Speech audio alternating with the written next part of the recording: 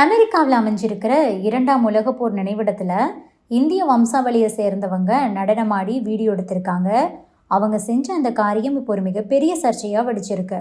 இதனால் அவங்க நாடு கடத்தப்படக்கூடிய ஒரு அபாயமும் ஏற்பட்டிருக்கு. அது பற்றி நாம் இப்போ பார்க்கலாம்.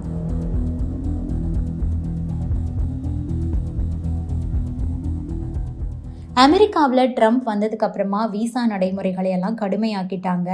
அதுபோக அமெரிக்காவில் வசிக்கக்கூடிய இந்தியர்களுக்கு பல கட்டுப்பாடுகளும் விதிக்கப்பட்டு அதை எதிர்கொண்டு வர்றாங்க. இதற்கிடையே தான் அமெரிக்காவோட 2ஆம் உலகப் போர் நினைவிடத்தில் இந்திய வம்சாவளியை சேர்ந்த ஒருத்தங்க நடனமாடி அதை வீடியோவாக எடுத்து தன்னோட சோஷியல் மீடியா பக்கத்தில் பகிர்ந்திருக்காங்க.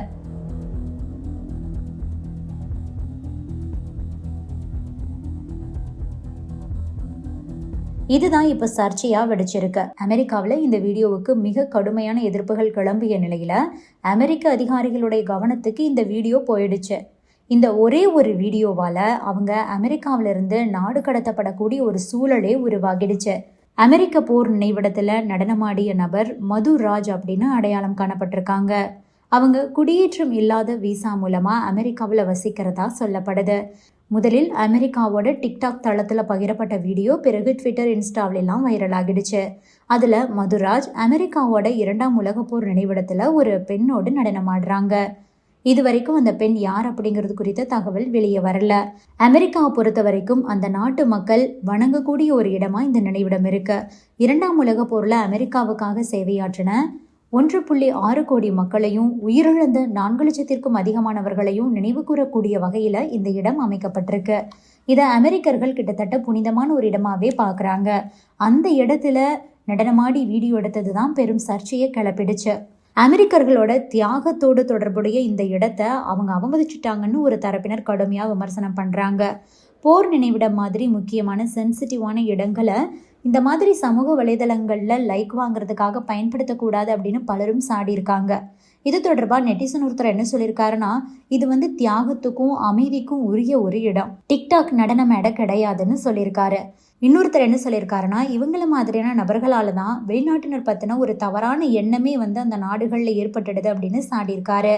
உள்ளூர் விதிகள் மற்றும் மதிப்புகளை கண்டிப்பாக அங்கே போகிறவங்க தெரிஞ்சுக்கணும். இந்த மாதிரியான காரியங்களில் ஈடுபடக்கூடாது அப்படின்னு இன்னொரு நபர் தெரிவிச்சிருக்காரு.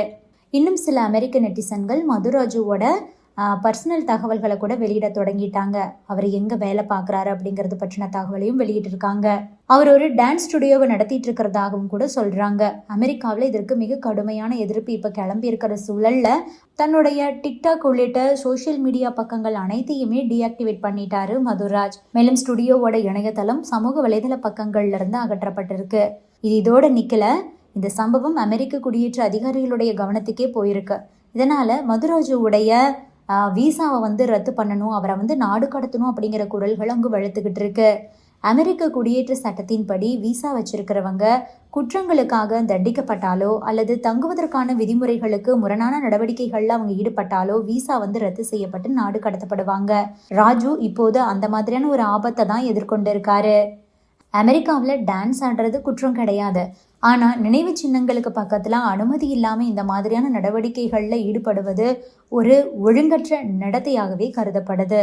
நினைவிடத்தை நிர்வகிக்கக்கூடிய தேசிய பூங்கா நிர்வாகம் பார்வையாளர்கள் தேசிய நினைவு சின்னங்களுடைய கண்ணியத்தை பேண வேண்டும் அப்படின்னு வலியுறுத்துது. அதையும் தாண்டி இவங்க அங்கே டான்ஸ் ஆடினது தான் சர்ச்சைக்கான காரணமே. இந்த விஷயத்தில் அமெரிக்கர்கள் மட்டும் கிடையாது, இந்தியாவை சேர்ந்தவங்களே அவரை கடுமையாக தான் திட்டிகிட்டு இருக்காங்க. ராஜு மாதிரி தான் அமெரிக்காவில் சிலர் பண்ணக்கூடிய விஷயங்களால ஒட்டுமொத்த இந்தியர்களுக்கும் கெட்ட பேர் வருவதா சொல்லிட்டு இருக்காங்க. Subscribe to One India and never miss an update.